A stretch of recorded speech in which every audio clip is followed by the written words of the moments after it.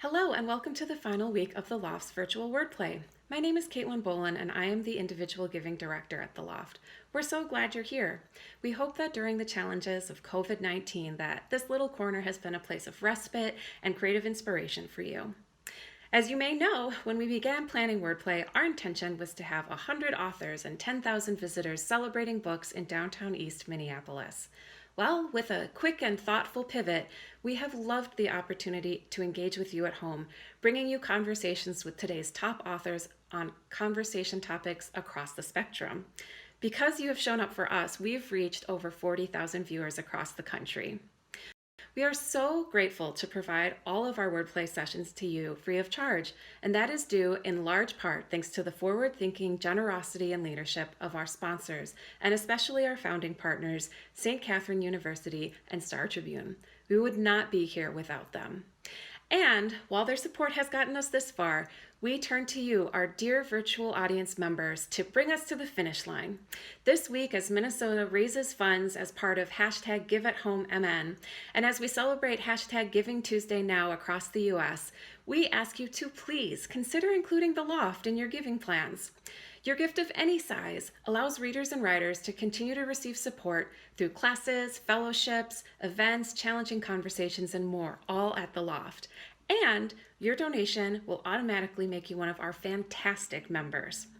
We hope you will support us as we support the literary community. Thank you for all you do for the Loft, and enjoy Wordplay.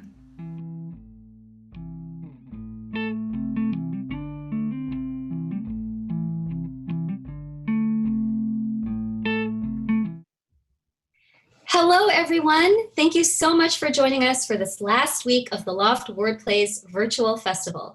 I am thrilled to be here with my friends, writers Debbi Michiko Florence and Sayantani DasGupta, to talk about their new books, Keep It Together, Keiko Carter, and The Chaos Curse, the third book in the Kiranmala and the Kingdom Beyond series. Before we get started, I'd like to thank Wordplay's presenting sponsors, my employer, St. Catherine University, and the Star Tribune. My chat today is part of St. Catherine's Critical Conversation series. I'd also like to thank our event partner, Ryan Reads, a project of Ryan Companies. I encourage you to buy Debbi and Sayantani's books from the Red Balloon Bookshop, which is linked below the stream. Okay, let's begin by having our authors introduce themselves. Debbi, would you like to go first?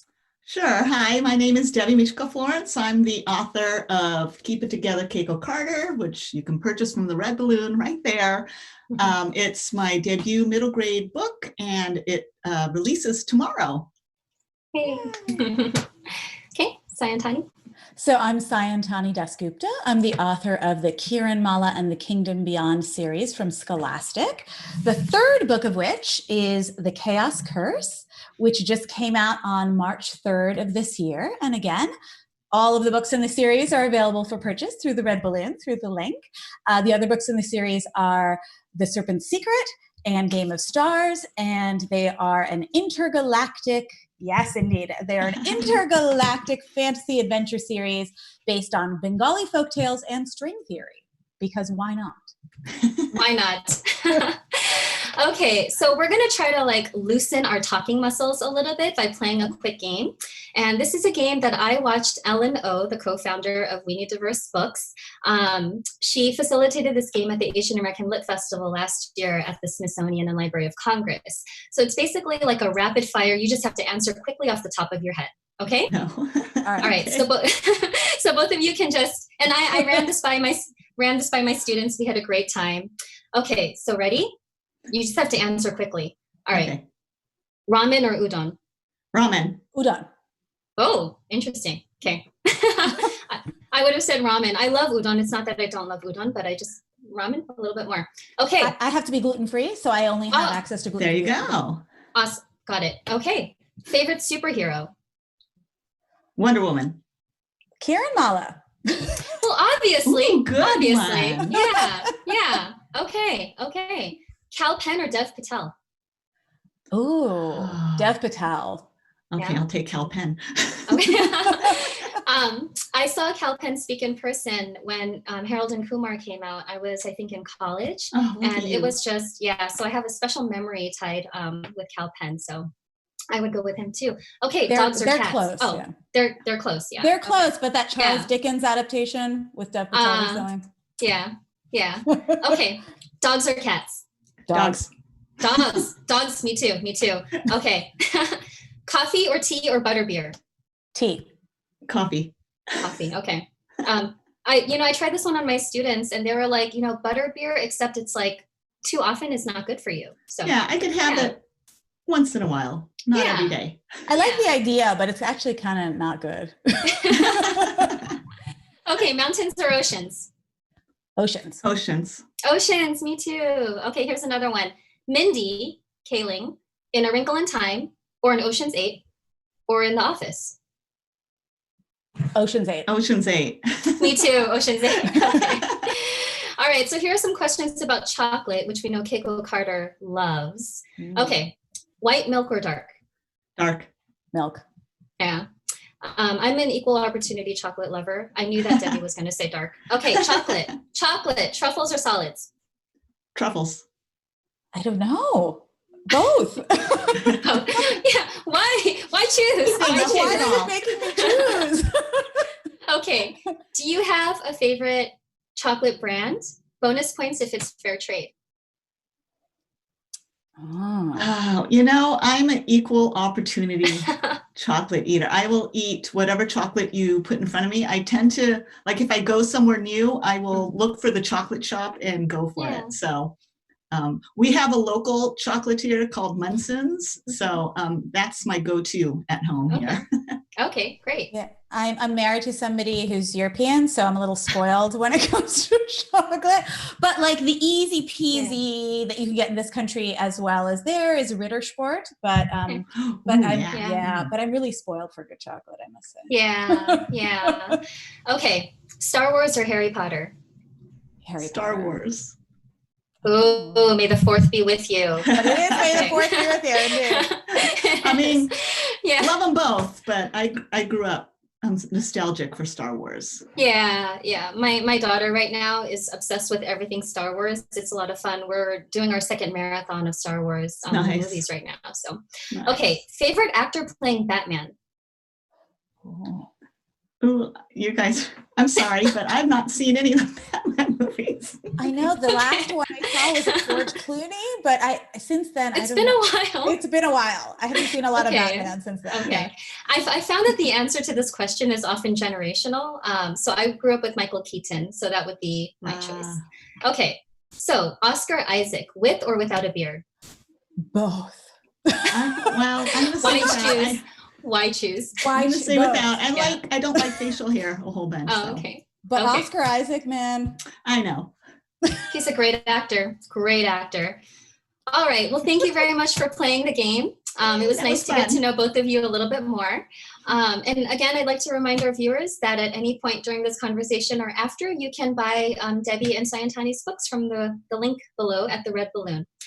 Okay, so let's get into you guys even more. Let's learn about you as writers. Can you tell us, both of you, tell us please about your reading and writing journeys. What did you enjoy reading as a child?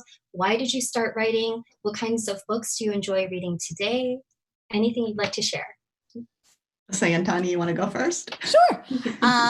So I was a big fantasy reader. So, I think I answered Harry Potter when you asked the question, but when I was younger, it was Star Wars all the way, of course. Big fantasy reader and film watcher. I was a Madeleine L'Engle fan. I was a Tolkien fan. But of course, I never saw myself represented in those books that I loved. And, narrative erasure is like a kind of psychic violence. Like it ends up teaching you at some subtle level this really dangerous lesson, which is like, oh, maybe if I can't see somebody who looks like me in these books and movies that I love so much, maybe somebody like me doesn't deserve to be a hero or a protagonist or can't save the world. And that was just such a harmful idea that took me so many years to unpack, that when I had my own fantasy-loving children, I just couldn't face the notion that they too would not have superheroes who looked like them that they could look up to. And that was a big motivation for me writing my series. I always quote Toni Morrison, who said, if there's a book you want to read and it hasn't been written yet, then you must write it. And that was a big motivator as a fantasy reader, why I ended up writing my fantasy series. Awesome. Thank you. Similar experience growing up. I was a huge fan of Judy Blume. And I loved her books, which is funny because that's kind of the kind of stories I love telling. That whole changing friendships, self-discovery, budding romances. Love romance. So when I was growing up and reading books, same thing. I didn't see myself. And if I sought out books that starred characters that looked like me, they were either stereotypes like Five Chinese Brothers or Tiki Tiki Tembo, or they portrayed me, I'm Japanese American, I was portrayed as the enemy in World War II books. So back then, I did not find many books that reflected who I was. Now, by the time my daughter was born, there were a few more books. She loved the Alan Say books. And I remember being so thrilled when Linda Sue Park with Project Mulberry and Lisa Yee with Millicent Min, Girl Genius. I mean, these were the books that I love, contemporary stories with Asian American main characters kind of living their lives. And I remember my daughter saying when I first started out writing and trying writing books with Japanese American main characters, she's like, yeah, Mom, Japanese Americans can fall in love and have family trouble and be in fights with their friends. And so it was important to me when I started writing to write stories that reflected my experiences and my daughter's experiences without really focusing on race. I mean, obviously race is very important because it's who we are, but my stories tend to focus on friendships and romance and family. So.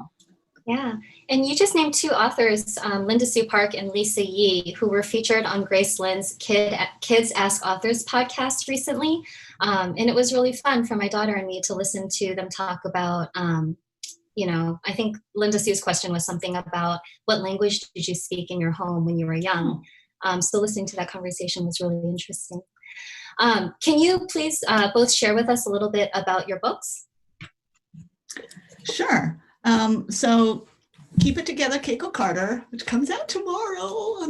I'm so excited.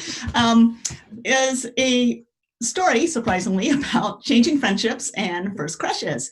And Keiko Carter's really excited to start 7th grade with her two best friends by her side, Audrey Lassiter and Jenna Sakai. And until Audrey decides that the three of them should get their first boyfriends in time for fall ball. And that causes some strife between her two best friends until they're not talking. And Keiko's doing everything she can to try and keep things together. She's a people pleaser and she doesn't like conflict. So she's trying to get everyone to make up. But at the same time, she's having a little family trouble of her own. And she also is experiencing her first crush. So it's pretty much a journey of Keiko in middle school and trying to figure out who she is and how to speak up for herself. Thank you. And a cute boy. Of course. Nice. How old is Keiko? She's 12. Nice. So is Kiranmala. So yes, Kiranmala, I love her. Kiranmala is also 12. I don't know if you can see her in the reflection from my window. Yay. And she's awesome. And you can even see her awesome combat boots in that picture. So Kiranmala thinks she is just an ordinary immigrant girl growing up in New Jersey, which is the place I went to high school. So she thinks she's just an ordinary, immigrant girl growing up in New Jersey whose parents are a little strange, but don't we all think our parents are a little strange? Because they, not just kind of adore her and stuff her with food, but they stuff her full of these magical stories, and they tell her that she's really an intergalactic princess from another dimension called the Kingdom Beyond 7 Oceans and 13 Rivers. And she just thinks these stories are ridiculous until the morning of her 12th birthday, when her parents disappear. They've been kind of whisked away to this other dimension. And it turns out that all of her parents' funny stories may actually be true. And she really is this intergalactic princess from another dimension. She flies off on some winged horses with some princes who show up at her door. And her journey is not just to save her parents and save the multiverse, but it really is about kind of going back to the place that she's from, and in that journey, discovering the strength that lies within her. So her kind of superheroism emerges from discovering and embracing all the different parts of herself.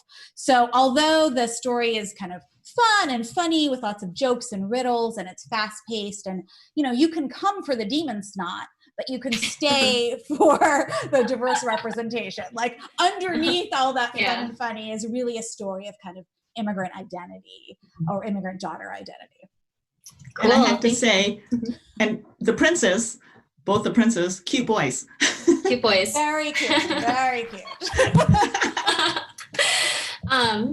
So, your books really struck me, and I'm so glad we did this pairing together because, like you said, they're the same age, and some of the things that they're going through are similar. And they both feel a sense of loneliness in some way, and a little bit of outsiderness as well. And I was just wondering, to what extent did you draw on maybe your own memories of that age, or maybe things that your children went through? If privacy, like we want to respect your children if you don't want to share that much, but how did you draw from your own personal lives, to inform your stories? Do you want to start, Debbie? Sure. Well, I don't know. There was an exercise I did at a conference once, and I'm sorry to say I don't remember who the workshop leader was, but she had us close our eyes and remember a memory of a secret hiding place. And then we had to write down. And then she said, how old were you in that memory? And that's probably, that age is probably where you're most comfortable or where your strongest memories are. And I was between 12 and 14. Those are my strongest memories. And during that time, a lot of friendship strife. There was, the friends you've had forever since elementary school, people were changing, or so-and-so had a crush and they were growing up faster, or these two are going off. So I remember a lot of that. And I want to be clear here. While I remember a lot what it was like to feel left out, I wasn't perfect myself. I participated in that as well. So I just remember those experiences very strongly, the whole friendship thing and figuring out boys and liking boys and being confused. So for me, that was what I draw upon when I write these stories. My daughter, who's grown up now, was very different. She, to me, and I could be wrong, she seemed very confident and very sure, and she spoke up, she spoke her mind, and it might be generational too, because I was brought up I'm third generation. So it was more of the don't speak back to your elders, or, don't express your unhappiness. So part of that was me not being able to speak up. My daughter was able to. So I kind of blend the two when I write my books. So anyway, those are the things that I hearken back to when I write. Thank you. So my parents are immigrants themselves from India, and I grew up first in Ohio and then later in New Jersey, where my book is set. And I think the strongest kind of memory I have of growing up in Ohio is it's really bifurcated. Like on the one hand, it was a really idyllic and lovely childhood with brownie troops and lemonade stalls. And I had a wonderful best friend who I, read a lot of fantasy with and went to see Star Wars with. But the other part of it was, what I was describing before, that really kind of deep-seated and insidious feeling that there was something wrong with me. And it took me years to really be able to name it. And I often say that the Kiranmala series starts with a Rakkush monster, a Bengali folktale monster called a Rakkush, who's kind of this long-fanged and horned and drooling demon who comes crashing into her kitchen.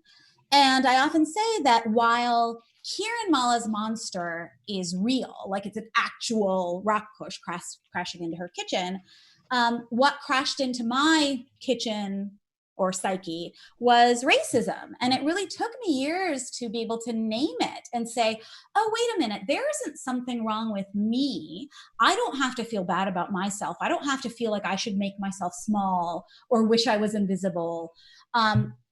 It's something external to me. It's something that's a system that's oppressive and wrong and I should work against. But that took me years to understand. I think at that 10 to 14 age, I internalized it. And there was a lot of kind of macro and microaggression. There was a lot of like rubbing at my skin to see if my tan would come off. A lot of like, do you eat snakes and do you ride elephants? A lot of like, stares when my family would go to a restaurant. And so, and then macro, like there was tar in our mailbox at one point, and, somebody got, another family of color got a, cross burn on their lawn. So like, it wasn't all microaggression. There was real kind of overt and violent things also happening in that community. So it was this kind of dual childhood where, on the one hand, there were kind of beautiful and idealistic things, but on the other hand, there was a lot of painful experiences. And what I wanted for Kiranmala was not actually to replicate those experiences. I wanted to almost give myself a model of a girl who fought her way out, lived in a different kind of a world. And so that's why I wrote the series. But the place it comes from is a lot of me having to process those childhood experiences as an adult. Yeah, and one thing I noticed about both of your books is that you've included a lot of microaggressions in the dialogue, and your characters speak up against them. And I just think that's fantastic, because then that provides a model for, and like the language that young people can use to push back against the micro and macro aggressions that they will inevitably face, especially now during this pandemic. Right? Yeah. So I just want to point to one model. So it's on the back of the Chaos Curse, and I don't know if you can see it, but my editor pulled it out as a back quote, and I'll read it. So in the Chaos Curse, which is the third book, some people very close to Kiranmala, and I won't do a spoiler, but some people very close to Kiranmala suddenly are kind of psychologically altered, and they're encouraging her to kind of conform to mainstream standards and not be proud of who she is. And they start calling her Karen instead of Kiranmala. And she gets really angry. And she says this, which is actually the quote on the back cover, which I love. She yells, "If people can learn to pronounce Tchaikovsky or Lothlorien or Parsippany," which is the town she lives in, or Parsippany, "they can learn to pronounce Kiranmala. And even if they can't, it's still my name." 100%. Yes. Yeah. Something similar happens to Keiko in this book, where a new kid comes to the school and he doesn't know how to pronounce her name, and she's just like, ah. So yeah, absolutely. So I was really, Sayantani, I knew that you were a doctor. I knew that you taught, and that you talk about stories a lot, even in your medicine and teaching and everything. But as I was reading the series, I was like, I have to dig back deep into the recesses of my mind to remember what I know about astronomy. And so I was wondering, for the both of you, what are are you already an astronomist by as a hobby, or to what extent did you have to do research about things that maybe you didn't know about? Did you have to learn a little bit about archery, about skateboarding, about astronomy? And then Debbie, like, I know that you're already like a huge chocolate enthusiast and that you've worked with animals, but if there was something that you had to research that was new to you for your book too, if you'd be willing to share about that. Do you want to start, Debbie? Why don't you start? Because now I have to think. Okay. So I will fully admit all apologies to physicists and astronomers, young wannabe physicists and astronomers, and also, physicists and astronomers whose young people are reading this series. I am a wannabe physicist or / astronomer. I am not that by training at all. You could have fooled me. Oh my gosh. Okay. I had to do so much research. So again, I told you I'm a big Wrinkle in Time fan and a big Madeleine L'Engle fan. And I've always been fascinated with the idea with multiple ideas, black holes, the universe, which keeps constantly expanding. Why does it do so? And also string theory or multiverse theory. And what really appealed to me with multiverse theory was it's such a great metaphor, because I felt like it's such a great metaphor for the immigrant experience. Because we immigrants or immigrant, families, we are galaxy explorers. Like, we are able to live in one reality, but travel to another. And neither of those realities really know too much about each other, but exist in parallel. And yet we're the ones who get to galaxy hop back and forth. We're at the forefront. Alex Rivera, who's this filmmaker who made a wonderful film called Sleep Dealer for grownups, says in an interview about the film, he says, immigrant communities, contrary to popular belief, are actually at the forefront of kind of scientific and digital invention. Like, we're the ones Skyping our families back home. We're the ones sending money over wires. We're the ones doing our aunties are in India doing WhatsApp or whatever, like, all my aunties are doing WhatsApp, let me tell you. But I wanted to debunk this idea that immigrant communities or communities of color or folk tales, from those communities were somehow different than science or different than scientific inquiry. I think both folk tales and science ask big questions about the universe. And I wanted to dig into this metaphor of kind of multiverse theory. And I had to do a lot of research. Okay. I didn't know too much. And so kids, please take nothing in this book as fact. Use it as inspiration to go do some more research. Albert Einstein cannot actually show up, I don't believe, in anyone's life to give them guidance. That is entirely made up by me. But do use it as inspiration. Thank you. Well, I should have gone first.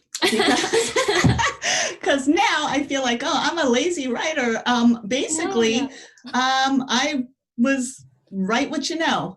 And everything, of course, I did fact check things. If I was going to say something, I made sure it was correct. But yes, Keiko plays basketball. I played in a Japanese American league when I was her age. I was not good at all. But so the basketball comes from that. I have worked with animals all my life, have a degree in zoology. I know dogs very well. So the dog stuff, also the chocolate, I should have researched a little more because I could have bought a bunch of chocolate. But again, that's all from the stuff that I love. I think the only thing that I really had to go back and make sure that I got right was Keiko loves old movies, including the classics. But her best friend tries to get her to watch a little more recent ones. So she goes back to the classics of her parents, which include all the John Hughes movies.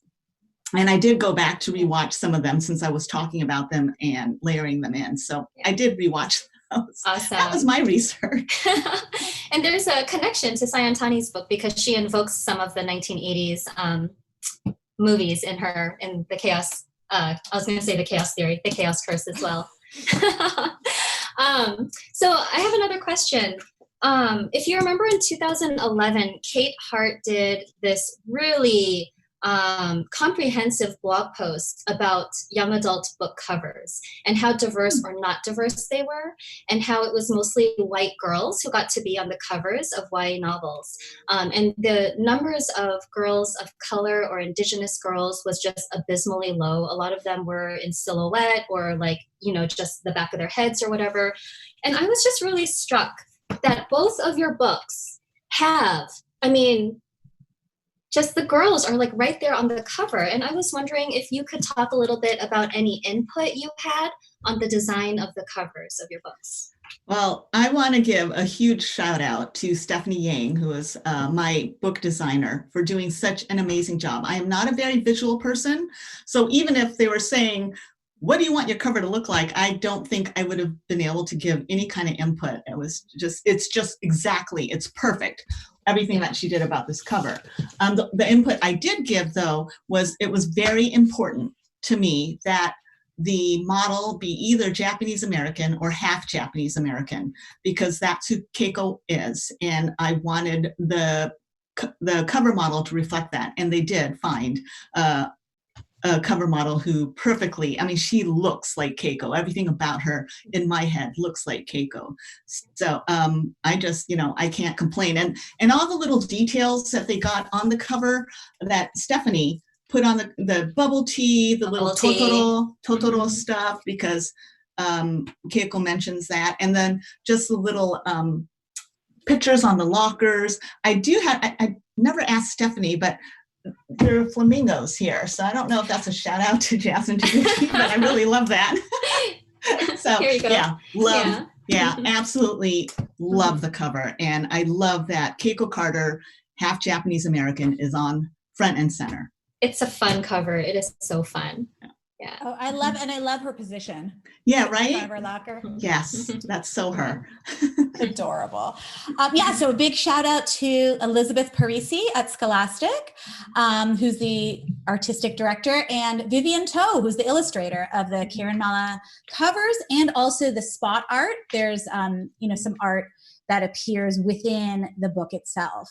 And yes, the wonderful thing about working with Elizabeth and Vivian, and of course, Abigail McAdden, who's my editor as well, is that they really did keep coming back to me, particularly for the first cover, but for all of them, to make sure they got it right, to make sure her kurta was right. Because she's wearing, in all the covers, I think she's wearing a kurta, jeans, and combat boots, which is kind of her uniform. And it's hilariously enough, my day-to-day uniform at kurta and jeans usually, not the combat boots, but my daughter was a big fan of combat boots, so that's where that came in. They would come back to me and really want to make sure that the representation was right. And I think we were very conscious of the fact that there are so few covers with, either middle grade covers or YA covers with girls of color on them. And then if you break that down, how many are there with South Asian girls on the cover? How many middle grades are there with Bengali girls on the cover? It gets smaller and smaller and smaller. And although no one book obviously can represent any community, every community is heterogeneous, right? We did want to just do our best to represent Kiranmala. And I really feel like they just did a beautiful job. And they also, they are able to put kind of the toughness and adventure on the cover, but they're also able, there's a lot of humor on these covers too. There's always a monster eating the barcode on these covers. And so there's a lot of joy and humor also infused into the adventure on the covers. And it's amazing to me that they can do that just visually, represent so much of what took me, 300 pages to write humor and adventure altogether. They can just encapsulate so beautifully in these covers. Awesome. Thank you. So we have just a few minutes left, and I do want to get to some of these last few questions. It's Asian Pacific American Heritage Month, so happy Asian Pacific American Heritage Month to everyone. I was wondering, you're both, as writers, you're both, Asian American role models for children, right? Especially those who are at an age where race and culture are becoming more prominent. So in the face of this pandemic, sorry to take such a serious turn, but in the face of this pandemic and anti-Asian racism, do you have any words of encouragement for young people? Something that I was thinking about is that having a safe space. So being able to, if something happens, be it a racist comment or insult or anything that someone says that hurts your feelings or offends you, I feel like it's so important to have a safe space to talk about it, be it your family members or friends. And something that I just learned recently. So growing up, we've all experienced racism.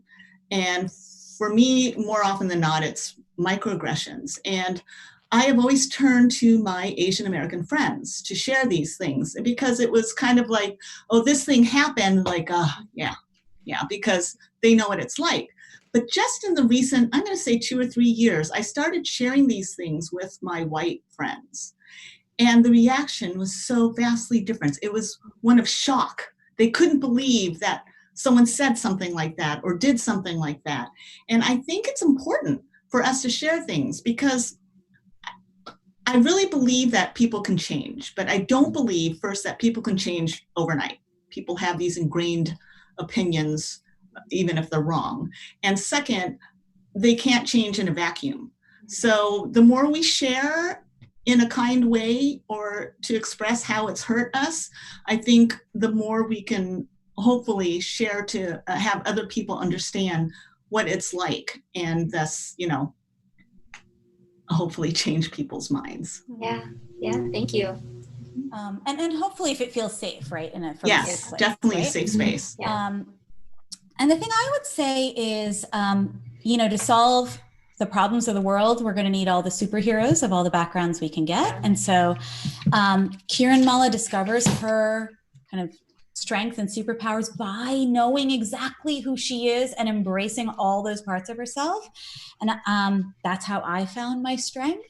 And so I would just encourage you all to, just like Debbie said, like find a safe space, find a community, find adults you can speak to when things like this happen. But also, and this is a longer term kind of suggestion, and it's for the adults listening too, is to know and celebrate our histories and to know and celebrate our activist histories. Because I think this model minority myth, it really erases the fact that Asian American communities in all of our breadth and depth have been at the forefront of a lot of really important anti-racist activism in this country.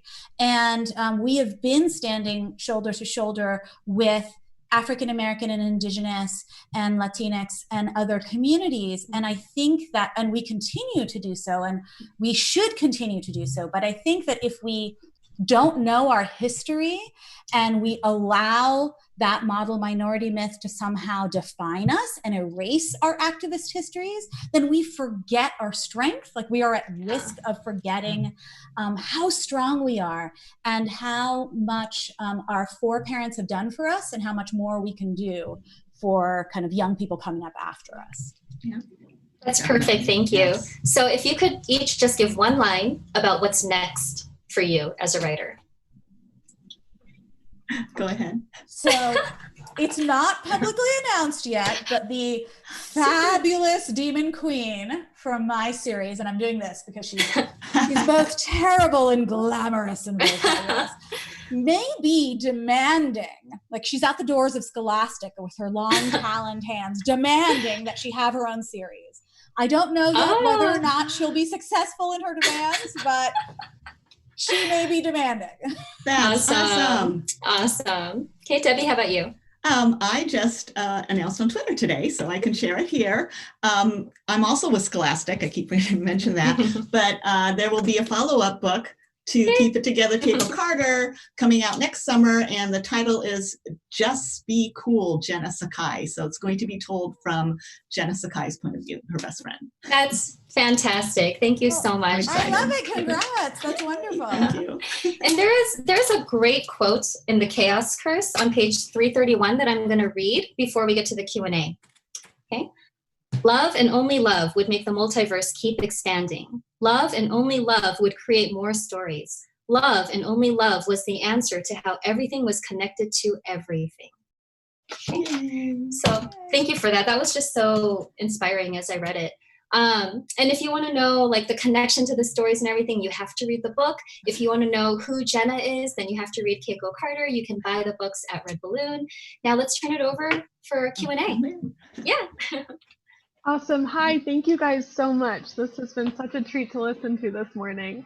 And you have lots of adoring fans in the chat right now. So we'll start with a question from Susan.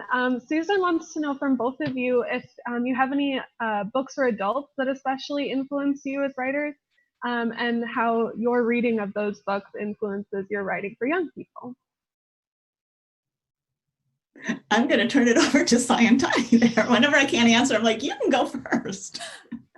I mean, I think the first time I really saw myself or thought, oh, wow, somebody like me can star in their own book was, when I started reading books, not only by South Asian authors like Salman Rushdie or Arundhati Roy, The God of Small Things was so important. But also, when I started reading, Toni Morrison or Edwidge Danticat or, so many books, Julia Alvarez, so many books by folks, folks of color, of all different backgrounds. And those, I keep going back to those books again and again because they're so beautifully written. I teach from a lot of those books. But then I must say, during the pandemic, the books that I've been going back to, and I'm not sure what the South Asian fascination with Jane Austen is, but I do have a very, very soft spot for Jane Austen. So we have been doing a Sense and Sensibility read aloud in my house. So, we contain multitudes. You can read all sorts of books. That's right. I think the first book I read as an adult in which I felt like I saw myself was Amy Tan's Joy Luck Club. And I was just so, and I'm not Chinese, but I was just so taken by the similarities, recognizing what the characters were going through. And so that affected me. It was the first time I thought, oh, I might be able to tell a story from my point of view. I don't read a whole ton of adult fiction. I do read a lot of mindfulness books, Pema Chodron, Tara Brach, and I feel like that kind of informs who I am. And when I sit down to write and being focused and staying present and having my characters also do similar things. Yeah, my mind went blank. I talked to Sarah about this earlier. If you're going to ask us to recommend books, can you give me a heads up? Because inevitably, anytime somebody asks me to reference a book or recommend a book, my mind goes blank. I read about 100 plus books a year, but I all of a sudden can't remember any of them. So good question. So this next question is from Steph. Do you feel like you talk about your books differently depending on if you're talking to kids or adults? And do you highlight different things? Ooh, that's an interesting question. I don't think I talk differently, other than maybe to a parent, I might say, your tween daughter might really like this because it talks a lot about what it's like to be a middle schooler. But I think I talk the same to kids and adults about my books. Because I have multiple hats, because I also teach at a university, I do tend to talk a little differently. So I said before, you can read my series and you can come for the demon snot and stay for the diverse representation. I might talk about both. I might talk both about humor and about representation to both audiences, but I might lead with humor to younger folks, right? But that to say, I still, that quote from Toni Morrison, no matter how old, even a room of second graders, I'll say, hey, if there's a book you want to read and it hasn't been written yet, you have the responsibility and the power to write it. And I'll say that to second graders and I'll say that to adults. So there's some things that carry, but I might lead more with one thing or the other, depending. But because I think, I don't know, it's important to meet kids where they are. And I think joy and humor are a really important and empowering kind of space, especially for kids of color, to kind of be able to enter a text with joy and humor and not simply, and not only, I mean, tales of sorrow or tales of struggle are also important, but I think that they're a bit overrepresented sometimes when it comes to the books that are out there for kids of color. So I try to lead with the joy. Right. I think that's so important, telling stories of joy. There are plenty of stories of pain out there, and also there's history. So I think it's so important to share joy. I agree. Yeah, right. Joy is resistance. Yes. Lovely. Thank you. Another question is, what advice do you have for young writers who might be listening? Well, I always tell young writers, when I was writing, I started writing stories when I was 6. In fact, when I do school visits, I actually share a story that I wrote when I was 6 years old. But I think the number one thing is to have fun. If you're having fun, then it matters. And especially when you're starting out, not to be too harsh or want to be too perfect. I think it's so important to have fun when you're writing. Yeah. Well, when I was young, my dad gave me pre-computers. I know it's hard to believe. My dad gave me this huge notebook. And the one thing he said that I always share with young people when I do school visits is, he said, don't throw anything away. Just if you write a poem and you don't like it, don't crumple it up and throw it away. Come back to it later. Keep it in this notebook. Oh, and I think it's easier nowadays with computers. You can keep your files. But I often tell students, it's the don't be too harsh on yourself. Like, if you love to write, you're a writer. If you write, you're a writer. That's it. And keep things and then go back to it, because as we know, most of writing is rewriting, right? And so even if you can't do that right now, just keep it and you'll come back to it at some future point and maybe use a part of it or edit it, or it'll inspire something else. So hold on to everything. That's a good one. Great. I think we have time for one more. What would both of your characters be doing in this pandemic? How would they be feeling and what would they be up to? Oh, Keiko would definitely be eating chocolate and playing with her dog. Great activities. I think Kiranmala would be, organizing, figuring out, be it by Zoom or any other way, right? Figuring out who needed her and who she could ally with in order to, help a food bank or uplift the spirits of folks who are stuck at home. And I definitely think, she would be kind of taking the bull by the horns and maybe getting into more than she can handle right away, because that is a characteristic. That sounds like her. Taking on more than she can handle with a lot of enthusiasm, and then needing her friends to bail her out. But she would definitely, her heart is in the right place. So she would definitely be trying to look for ways to help. Awesome. Well, I think that's a great place to end. Sarah, I'm going to hand it back to you, but thank you both so much for talking about your work, and buy the books, buy the books. Yes, buy the books. Okay, so I would also like to thank Debbi and Sayantani so much for this conversation. It was such a pleasure. And I also want to thank once again to our Wordplay presenting sponsors, St. Catherine University and the Star Tribune, as well as Ryan Reads, a project of Ryan Companies. Our chat today was part of St. Catherine's Critical Conversation series. So please order Debbi and Sayantani's books from the Red Balloon. The link is below. They make great holiday or birthday or just because presents. Thank you so much, and please check back for more Loft Wordplay programming for the rest of the week. Have a great day. Thank you. Thank you, everyone. Bye.